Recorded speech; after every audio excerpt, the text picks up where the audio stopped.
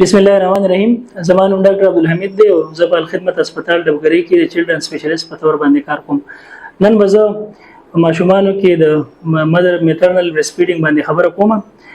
دا ډیره مهمه موضوع ده او ډیر زیات نیګلیکټډ چې دی نو موضوع هم ده. د مور پۍ چې دی د ماشوم لپاره ډیر زیات ضروری دي. د دې حواله سره چې ډیر زیات میندې چې نو ډیر زیات بې احتیاطي کوي. په قران کې موږ د هدایت الله پاک په خپل باندې کړی دی چې د اولاد د په مېندو باندې دا حق دی، د بچی په مور باندې دا حق دی چې دا به خپل بچی ته 2 کال پورې پي ورکړي. ان شاء الله پاک دا خبره انزست کړی دا په قران کې راوستل دی. مطلب دا چې دا د دې اهمیت ډیر زیات دی. د مور پي چې نو دا په دنیا کې واحد داسې خوراک دی چې کومه بیلانس ډایټ دی او پوره دی چې مور خپل ماشوم لپاره ورکړي نو د هیڅ قسم د دې سره د هیڅ خوراک یا د وبو یا د بل هیڅ ضرورت هم نه. دغه چې نو کامل او اکمل چې نو اکمل خوراک دی. نو دا بده د مور په پیو کې چې دی نو د ماشوم لپاره کم غذایت چې پکاري، کم کاربوهایډریټ چې پکاري، فیټس چې پکاري، پروتین چې پکاري، مایکرو نیوټرینټس چې پکاري، نو هغه ټول پکې موجود وي. بل دا چې د مور د پیو کم کمپوزیشن چې دی نو هغه د هر ورځې په حساب باندې مختلف وي. د اول ورځې پي چې دی نو په هغه کې د اوبو مقدار زیات وي ځکه چې د ماشوم ته اوبو ضرورت وي.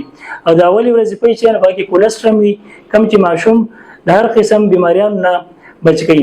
د دې نه علاوه چې د دې ورځې پي چې د هغه د اول ورځ نه بدل وي، د اول میاشتې پي چې د دې میاشتې پي نه بچ بدل وي. او الله پاک چې دی نو چې په کوم ورځ باندې او په کوم میاشت باندې د ماشوم د کوم قسم پي ضرورت دی، د کوم قسم نیوټریشن ضرورت ورته نو هغه د پي نه پوره کیږي. نو موږ له پکار دي چې خپل ماشومان له د شپږ میاشتو پورې ایکسکلوسیو بریسټ فیډینګ وکړو.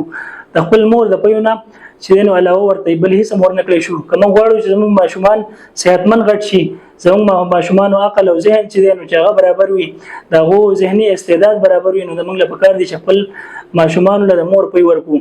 د دې سره سره چې کوم غواړو چې زموږ ماشومان ته انفیکشنز نه کیږي، نمونیا ورته نه کیږي، د خېټې خرابتیا هیزه ورته نه کیږي، دغه نه علاوه کمزوري نه وي، نو موږ له پکار دي چې خپل ماشومان له مور پي ورکو. د دې نه علاوه د مور د پي چې دی نو دا په ورسته عمر کې ماشومان د بلډ پريشر نه، ماشومان چې نو د ډایبټیز نه، د شوګر نه، د دې نه هم د ماشومان چې دی نو هغه دغه حفاظت کوي. او نو دې وجه ضروری ده ټول ومند لپاره دا پکار دي چې دا خپل ماشومان ته خپل پي ورکي. د دې حواله سره د اکثر مندو دا خبره مخه ته راځي چې زما پي ماشوم د بار نه پوره کیږي. نو چې کله الله پاک ماشوم پیدا کړي نو الله پاک ورله په خپل د پي بندوبست کړی وي. هغه څومره پي چې نو د لپاره پوره وي. دا اول ورځ کم یو څو خطرې پي چې دي نو دا د ماشوم د لپاره پوره دي. او په مندو کې کپي نه وي نو دغه کې بنیادی وجه ده چې په مندو له پکار دي چې څنګه ماشوم پیدا شي نو چې په اول نیمه غنټه کې او زیات نه زیات په یو غنټه کې ورته پي ورکي. نو چې په اول وخت کې ورته پي ورکي نو بیا د مندو پي چې نه پوره وي. او که په اول ورځ کې مور د خپل بچی سره مهنت ونی کی او پي ورلور نه کی نو بیا ورسته مور پي چې نه پوره کیږي. د دې علاوه دا خبره ډیره ضروری ده چې کله ماشوم پیدا شي نو چې د مور سره نږدې وي، سکن ټو سکن کنټیکټ وي، او دا چې څومره مور سره نږدې وي نو دومره په مور کې پي زیات وي. د دې علاوه چې ماشوم جاړي نو په مور کې چې د غیر د اکسیټوسین او اخراج دغه د دماغ نه کیږي کم چې د پي او د پیدا کېدو لپاره ضروری وي.